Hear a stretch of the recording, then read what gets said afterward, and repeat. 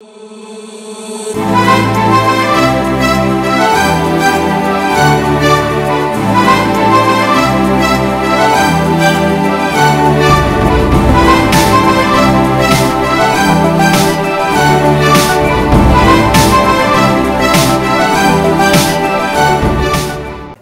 Noël na ba chrétien nyonso ya monde entier o bazi occasion ya kolanda quel boule mag ya lelo ngai naza na esengo makasi ya ko présenter yango pona bino.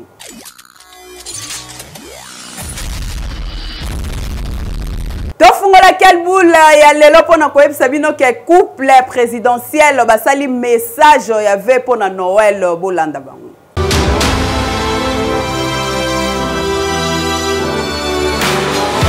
Très chers compatriotes, chères Congolaises, chers Congolais, en cette nuit de Noël, nos pensées vont avec une attention particulière vers nos populations de l'Est, vers celles et ceux qui vivent dans l'angoisse, la peur, l'incertitude, et vers nos concitoyens qui endurent l'épreuve de l'occupation. Et surtout vers nos valeureuses FARDC et Wazalendo, tombés pour défendre l'intégrité de notre territoire, à qui je rends hommage. À vous tous, nous voulons dire d'abord ceci, la nation vous porte dans son cœur. Oui, ces enfants nous inspirent l'essentiel. Aucun territoire, aucun citoyen ne doit être laissé à l'écart de notre cohésion. Et c'est pour cela que nous avons choisi ce moment pour rappeler que la République n'est pas seulement une question de géographie, bien plus, c'est le choix de partager une seule et même âme, le Congo. Et c'est ensemble, par la responsabilité, la solidarité et le respect de notre communauté de destin, que nous garderons le cap et que nous préparons des jours meilleurs. À toutes les familles congolaises, où que vous soyez, nous vous adressons nos vœux les plus sincères de paix, de bonheur et de prospérité pour l'année qui s'ouvre. Nzambi apambola bino.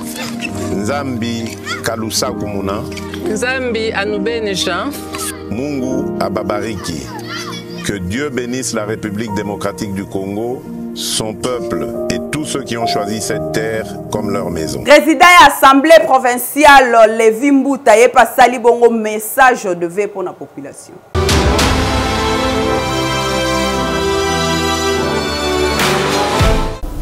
Chers Quinoises et Quinois, alors que nous traversons le dernier virage de l'année 2025 et à l'aube de l'année nouvelle 2026, en cette période de Noël et de festivités de fin d'année, qu'il nous soit permis, au nom des députés provinciaux de la ville de Kinshasa et au mien propre, de rendre de prime abord gloire à Dieu, maître des temps et des circonstances, ensuite un vibrant hommage au premier d'entre tous les Congolais, son Excellence M. Félix Antoine Tshisekedi Tshilombo, président de la République, chef de l'État, grand artisan de l'accord de paix signé à Washington, lequel marque un tournant décisif pour notre pays vers la paix définitive et totale.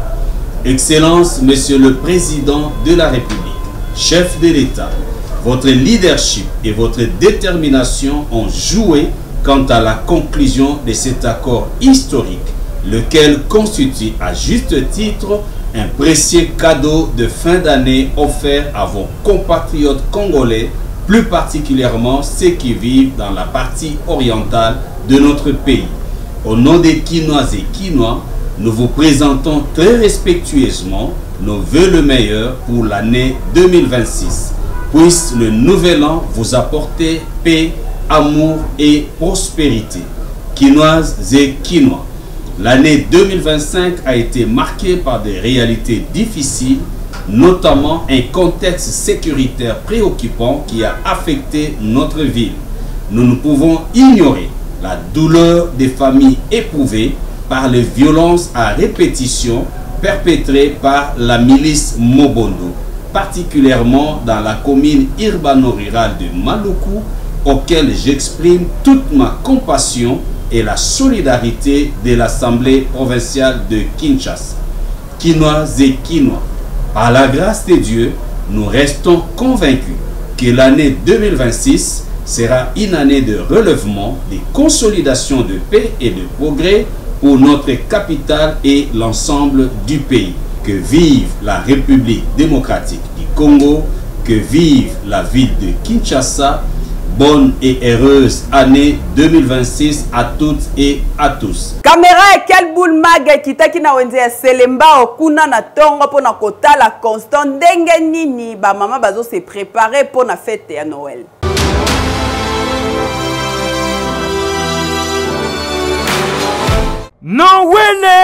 Noël na Kinshasa awa tosali bongo na commune ya Selemba précisément na wenze na bango. Équipe ya Quel Boule Magazine kiti awa na 6h ngingo pona kotala ndenge ni ambiance ezali koleka. Ndimelanga na 6h awa mingi ba parents bayaka deja pona kokota wenze konduka kosakola kopikola kovuvola soso lelo soko lingo yeba soso nenge sambwaka kitaka na wenze ukoyoka soso nenge sambwe surtout na wenze Selembao ndenge bakino bazolo ba mikolo soso sambwe na zingo to kitaka teto kiti kiu to kuti poulet liboso donc ba marka ba soso nyonso koluka okozwa o soso wilki o soso mtakala o soso ninyo nyonso kozwango awae ndenge bomoni ba mama bazo pikola ba soso ya koteka na ngambu kuna bata bilamba pe bazanga te po bato musu bazwa ko kazote ko sombela bana bango na bututo na moyi mekolele kaki lelo le 25 na tango déjà baza apona ko sombela Jonathan Christavi bilamba po yepa lata angenga lokola bana nyonso kope bota makate kope kote nyonso ne bomoni ba mama mai bazoleka mais soso bazotambola pona kolakisa ke koto na Noël ambiance déjà bandaki na tango donc wenze se fongwami yoka communication.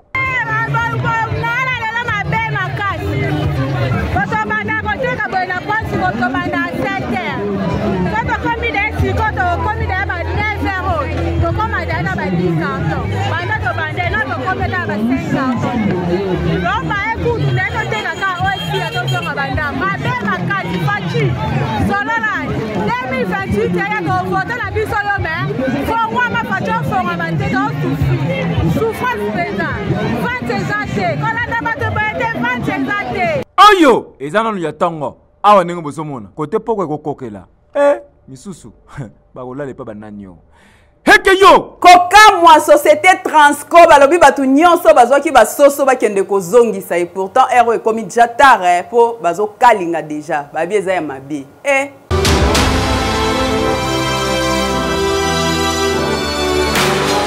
oyo nyonso azwaki basoso ya Noël ya Transco akende kozongisa ava ekomela pulupulu na ndako ye na bana kowelela kolia te kotokisa te po yokoya kokoma o bapesi biso soso ebeba deja dele nango ezalaki ya koleka Transco lobi batu nyonso bazwaki soso wana bowelela nanu te bokende ozongisa kowelela kotokisa te kowelela kotia na moto to kalinga kende kozokisa po basoso wana bakabolaki pa baagent eza ya mabe tala communiqué direction administrative ya Transco komi yango ye précisé basoso wana fournisseur apesaki bango nzoka ba date d'expiration nango eza déjà awa mikolo ya kotanga donc eko risque tie provision na ndaku yokomo olie soso tongo midi poko lokwa maya opir olie na tongo bakalingeli yo olie ya midi basali la bouillon olie ya pokwa ya kotokisa olingo lala olie su mususu batumbi na mtalaka forme nyonso kolingela donc wana pena diarrhée ya sirsi ekokomela trop tard Transco lobi kende kozongisa mais totuni boye lelo toja déjà le 25 décembre na minute tozoba boye soso kabwani surtout pona bato bazaki ba carton ba 3 ekeit mususu ke pa Malek Chilo mususu ke pa Malek Françoise mususu ke pa Noro Chikito mususu ke pa Papa Christanvi mususu ke pa Noela Transco oza na retard na minute mususu ba furisi mususu bazo yita mususu bazo babula mususu ya mwamba na pepsupu misu ba tsa ba kalinga te kaya buyo bondo ti yo lobi soso za mabe ba onda ba olia mais diarrhée ko lata na libota Transco yika pikwa o communiquer na retard c'est boyo ki message bolia soso te boko zong sabino ba besoin na Transco sunete heke yo Madame Warzeline Okoto na fondation na ye ba fetaki Noël elongo na bana nyonso ya balabala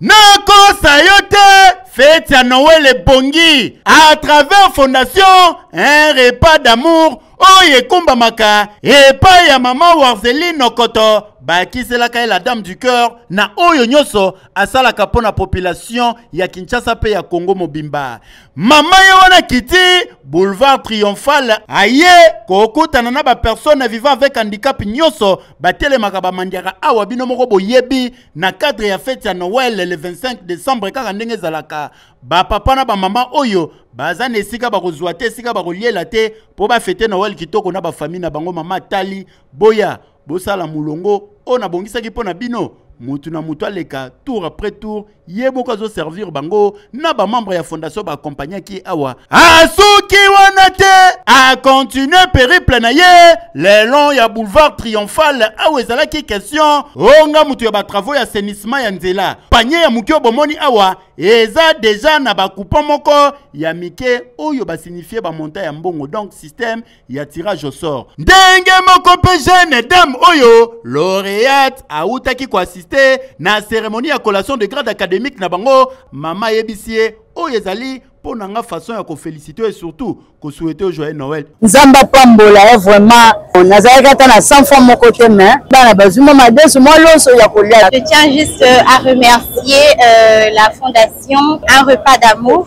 En tout cas, je suis vraiment satisfaite et contente. Organiser Sili Tintin na kolongwa na yewa na ba membre nyoso ya fondation directrice ala Kipongo boulevard du 30 juin awa na gare centrale et si ka ba continuer ki na même geste ba mama to ba mandiaka kotoyo moni ki mona meso grâce ya mama Warzeline Okoto oyo asepelisi bango awa ndenge moko pena bandeko échafaudage kotoyo bazo beta kayu na bango kaka ndenge zalaka ba mama batekaka maputa awa pembeni ya beach bango pe ba bénéficiaki bango nyonso basepeli nakosa yote motema ya boye il faut ezala kaka mama Warzeline Okoto po osala makambu ya boye Noël na bango eleka kitoko naza sur bandeko oyo le 25 décembre 2025 etikali date moko inoubliable na mitu na bango bakobukaka toujours mabolongo kobondela po na fondation Un repas d'amour pe kobondela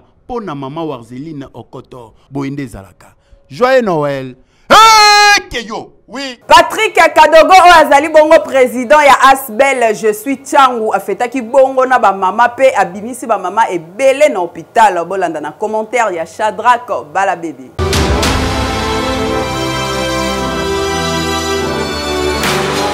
Noël! Population yo bafandaka na 4 kwa ya Tchangu bakolekisa ba festivité ya fin d'année oyo kitoko grâce ya Asbel na bango je suis Tchangu oyo ezali kokumama epai ya mwana mabele Patrick Kadogo pe adjointe na ye Madame Gladys bondi melangai ke basangisaki ba mama ba papa na ba jeune nde bozali komona pona kotalisa bango ke Tchangu ezali mabele mame ezalaka na motema na makanisi pe ekota bango na makila bondi melangai ke tour à tour président Patrick Kadogo na Madame Gladys tangu bazwaki maloba babandaki mingi mingi ko conscientiser population ya Tchangu de façon que babo ya manipulation ya ba politiciens et surtout batu ya lokuta lokola tozali moma ya ba fête ba yaki mbala moko koleka na remise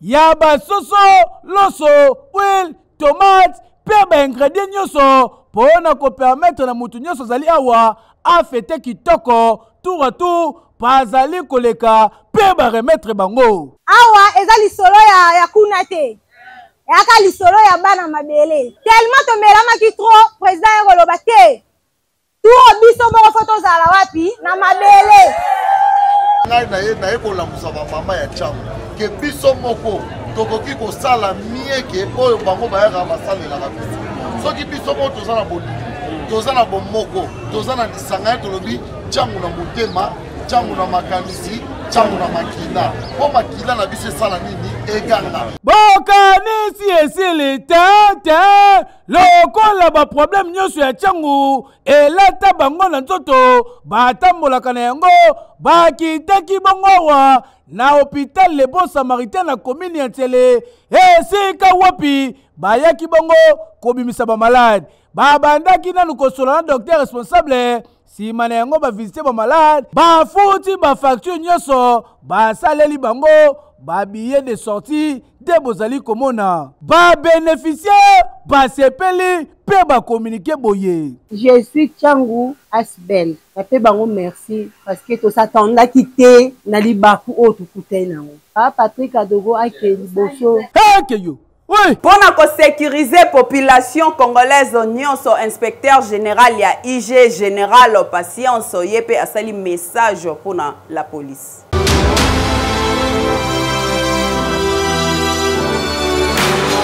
Tozali mercredi 24 décembre 2025 na maison communale ya Kalamu et sika numéro 1 ya inspection générale ya la police les commissaires divisionnaire principal Filemon Patience Mouchidiab aye bongo kosolola na ba elema na ye kopesa bango briefing ndenge nini sur ba disposition nini ba kozala na yango na moment ba festivité atalisi ke IGPNC bango bakwapuye bongo ba disposition nyonso oyo commissariat provincial ya la police ya ville province ya Kinshasa batie en place pour la sécurisation ya population na ba bien nango aye kobenda bongo ba gens nyonso ya IG ke sengeli bazala sur terrain 24 heures sur 24 pour na kosala contrôle pe kosala évaluation ya fonctionnement ya ba disposition oyo la police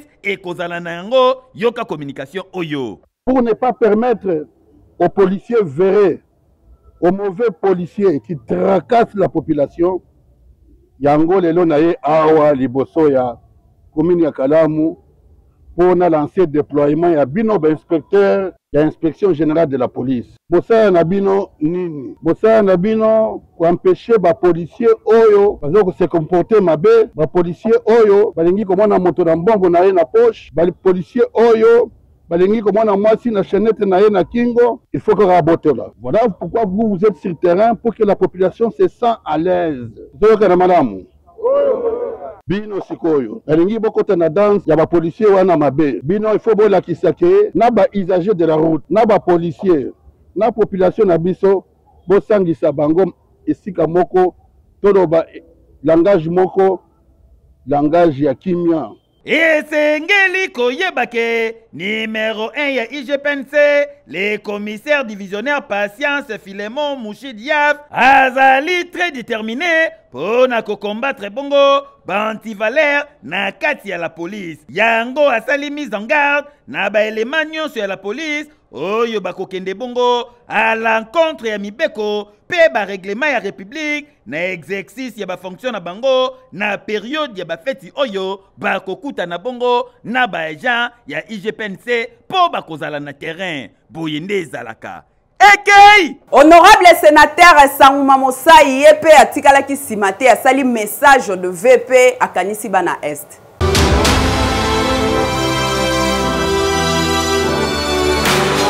Honorable Sangouma Mosai moi zalaki bongo ancien vice-président ya Sénat bondi menangai na souci azalaka nango pour l'intérêt général ya ba congolais nyonso à l'occasion ya ba festivité oyo ne asali message pour na kolakisa ke parti politique na ye na kombo ya lisekwa ya Congo asali message pour na soutien ya bato nyonso bazali bongo victime ya bitumba est ya République démocratique du Congo pe annoncer que 2026 ezali année moko déterminante ya kosamba te pe 2025 mosala ezalaki makasi mais parti politique lycée kwa Congo batelemaki toujours ngwi à rendre ba hommage na mokonzi mboka Félix Antoine Tshisekedi Tshilombo Fachi bebe ton pona mosala kitoko. Chers militantes et militants, très chers compatriotes, à l'approche de la festivité de la nativité de Jésus-Christ et au sein de cette nouvelle année 2026, je m'adresse à vous avec une profonde gratitude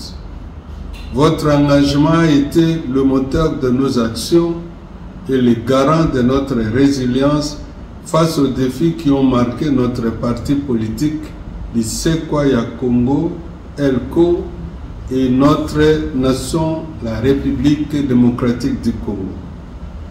L'année qui s'achève nous a éprouvés, mais elle a aussi démontré notre capacité à nous rassembler, à déterminer nos forces, nos faiblesses, mais elle nous a aussi offert des opportunités.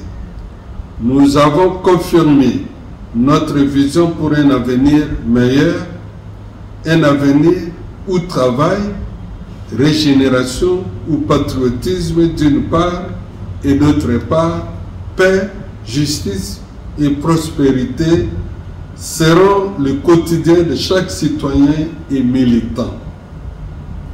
Pour 2026, une année déterminante, notre parti s'engage à consolider ses acquis. Nous travaillerons sans relâche pour renforcer l'unité nationale, nous soutenir et œuvrer pour un développement durable et inclusif.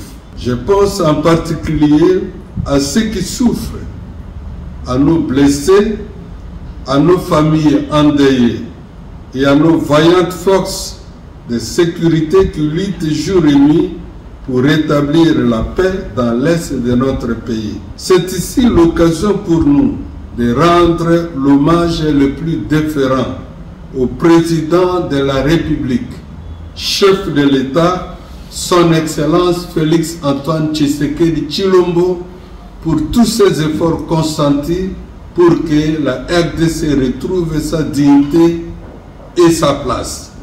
Qui récemment, dans son adresse aux congressistes, que les ténèbres ne régneront pas toujours sur la RDC. Nous aussi, de l'Isekwaya Congo, réitérons cela en priant le Seigneur que le 2026 soit le début de la disparition totale des ténèbres sur notre pays et qu'il nous apporte la santé, la joie, le bonheur et la réussite dans tous nos projets. Kokoma millionnaire lelo na République démocratique du Congo eza facile beta kaka winner loto na 500 francs ya pamba ou gagner ba million.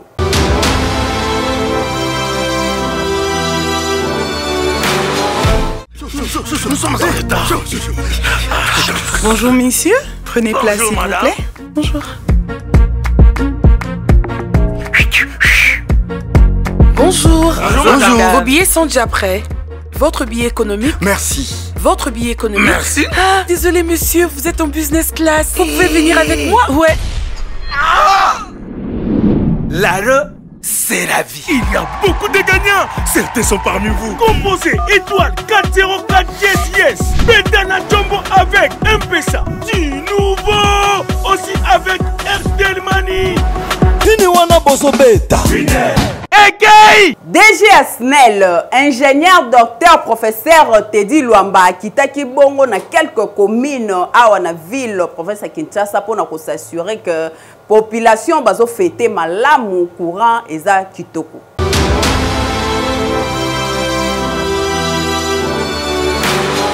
Lokola zalaka homme ya terrain tika na yebisa bino ke ingénieur professeur docteur Teddy Luamba DG Asnel atambolaki bongo na quelques coins ya ville province ya Kinshasa oyo ezali bongo capitale ya RDC. Bondimela ngai ke mese courant ndenge babengaka ye alekaki bongo de Bandalungwa alingwala akotaki pe matonge tina bureau central de coordination awa objectif ezalaki bongo ya kopalper du doigt réalité sur le terrain et surtout ko s'assurer que bakino nyoso bazali kolekisa ba moment fait na courant kitoko minda pelele stable na ndenge ko sakana te ezalaki bongo na butu ya mercredi 24 décembre pour na kokota bongo le 25 oyo ezali bongo jour ya Noël. Descente oyo s'inscrire bongo na cadre ya opération ya assainissement ya réseau électrique na Kinshasa. Monsieur courant ndenge babengaka ye ingénieur professeur docteur Teddy Lomba azalaki bongo accompagné et pas ya DDK pe équipe na mobimba non seulement pour na évaluer état réel ya réseau mais aussi pour apporter bongo soutien moko moral na équipe technique oyo bazali très mobilisé na terrain na ndenge ya kosakana te. Vous savez qu'il n'y a pas longtemps nous avions lancé une grande opération d'assainissement du réseau, mais aussi avec les festivités de fin d'année, il était impérieux pour nous de pouvoir faire la ronde pour voir d'abord l'état du réseau, mais aussi venir en appui à nos équipes pour les réconforter, mais aussi surveiller si tout ce que nous avons donné comme consignes et indications ont été respectés. Tala, yako sambezate, nyonso oyo, ezali ko démontrer volonté, ya DGSNEL, ingénieur professeur docteur Teddy Lomba, par qui c'est la même monsieur courant, yako yeba ko répondre efficacement à l'obligation na ya service public, na rigueur yako sakalate, et surtout transparence na engagement. Bon, kanga pe bon yeba ke visite oyo, ezali ko sa détermination na engagement oyo ba konjasnel bazali na yango et surtout na moment ba fête oyo pour na ko permettre na peuple kinois ba leksa ba fête ki tako boende zalaka heke yo. Oui. INPP Maniema ba sensibiliser population pour na kotalisa ke ba formation oyo ba pesaka eza kaka pona bana mibalite ezotala pe bana basi.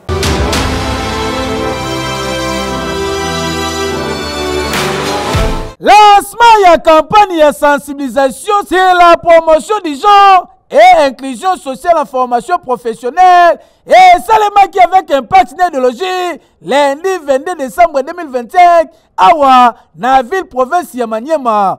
Bondi melanga ikezalaki bongo na présence ya maire ya ville ya Kindu. Tomona ki pe présence ya directeur provincial ya INPP Maniema Monsieur Iber te patondele oyo azalaki wana na Pointe. Tomonaki pe lisusu présence ya point focal madame Babina Masengu oyo azali bongo point focal ya genre ya INPP Maniema. Ambiance ezalaki na ndenge kosakana te nyonso ebandaki nanu bongo na carnaval esika wapi batambolaki mpo na kosensibiliser ba jeune fille bayebake bango pe bazali na place na bafilière nyonso ya INPP donc bazali na droit ya kosala boption nyonso po lelo oyo ekomaka neti boption ya mibali. Kasi esengeli koyebake sensibilisation oyo ezali bongo kovize kokata stéréotype oyo ezali bongo lié na genre po ezali kolimite lelo ba choix professionnel et surtout pour na ba maman pe ba jeune fille. Kasi na maloba na ye directeur provincial ya INPP Maniema Monsieur Iber a conscientisaki bongo ba maman ba yebake nyonso oyo mibali bakoki kosala bango pe baza capable ya kosala yango. Beaucoup d'organisations tant nationales qu'internationales prônent la parité, c'est-à-dire l'égalité des chances dans le monde du travail entre les hommes et les femmes. L'accès au monde du travail nécessite que les femmes et les hommes acquièrent des compétences dans différents métiers. Il se dégage malheureusement une faible participation des femmes ou filles aux formations métiers à connotation masculine, par exemple les métiers des mécaniciens, d'électriciens, des techniciens installateurs des générateurs photovoltaïques, des conducteurs, des chauffeurs, etc. Oui, on vise à promouvoir les genres. Nous voulons quand même la participation des femmes. Parce qu'il y a une faible taux de participation des femmes dans des métiers et des filières à connotation masculine. Là, c'est la société qui nous a infligé cela, mais sinon, la femme a cette capacité de faire le même métier que les hommes. Hey, oui. Bismarck Biombo azali bongo basketteur congolais chaque année organise un camp de basket pour nous permettre na jeune nyonso oyo aza amoureux ya basket akende ko évoluer libanda.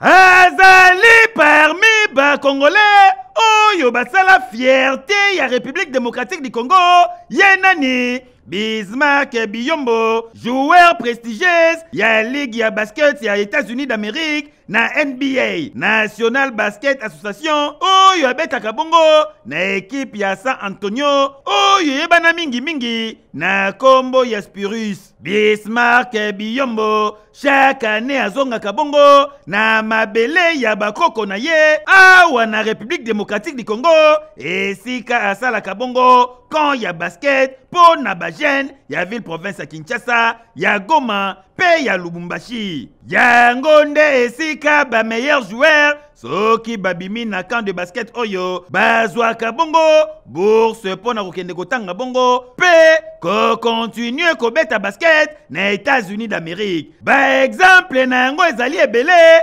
loko la jeune Jonathan Kuminga pe Oscar Echebwe. Bango deja bazali kobeta basket na NBA. Bazali bafruit ya kan ya basket oyo Bismarck Biyombo asalaka bongo awa na République démocratique du Congo. Au-delà ya encadrement ya ba jeune atonga ba école moderne na Goma elongo na indoor basketball esika apesaka salaire na ye ya année 2022 mobimba po na kotonga bongo hôpital pe école moderne na Lubumbashi na ville natale na ye. École yango ekozala bongo inauguré na 2026 et sengeli koyebake Bismarck Biyombo azali kondimela bongo na jeunesse congolaise pe amipesaka bongo na encadrement ya ba jeune. Un appel au peuple de la République démocratique du Congo.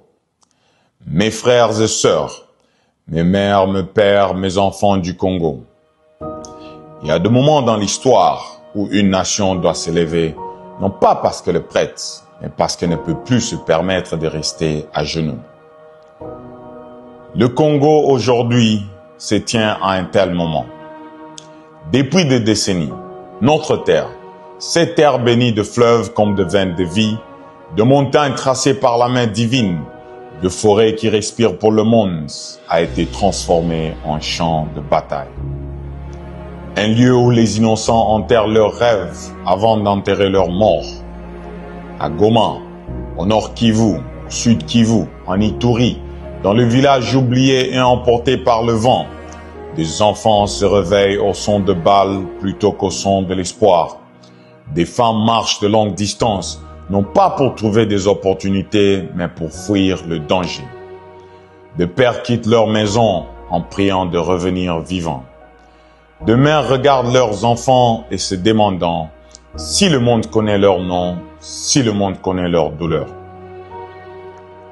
Et pourtant, le Congo ne se brise pas. Le Congo respire, le Congo pleure, mais le Congo se relève. Parce que cette nation, ce n'est pas seulement une géographie.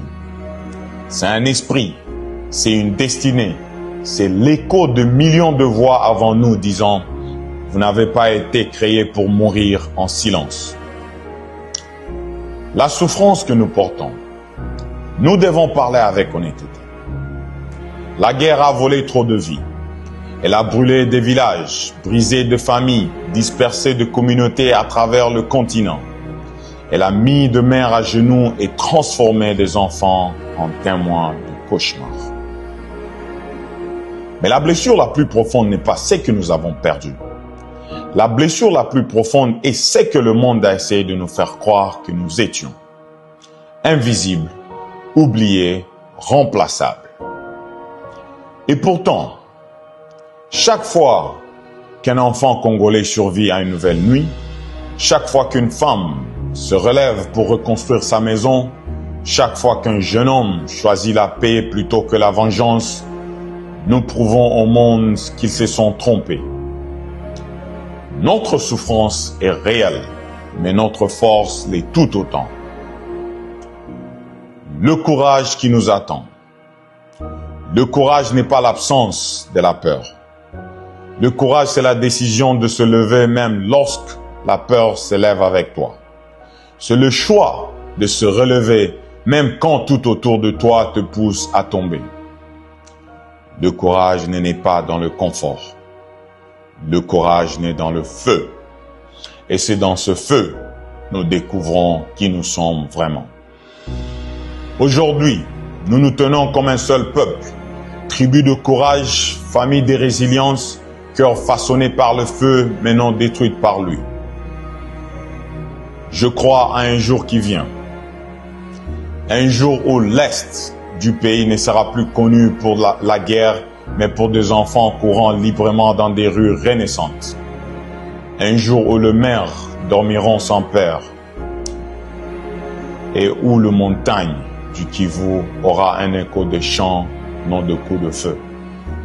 Un jour où les dirigeants, le nôtre et ceux d'Afrique, comprendront que la souffrance d'un seul enfant africain diminue l'âme de tout le continent. Nous devons nous tenir ensemble, que vous soyez Mukongo, Muluba, Muswahili, Mungala et plus. Nous avons plus de 250 tribus. Tous les tribus, nous devons nous tenir ensemble, non comme de voix dispersées, mais comme une seule nation portant un seul rêve. Quel boulot lelo et comme na souka tika to souhaiter heureux anniversaire na Paulette salon la Médor ngana bino to kutani mbala sima na même occasion ya ko servir dino.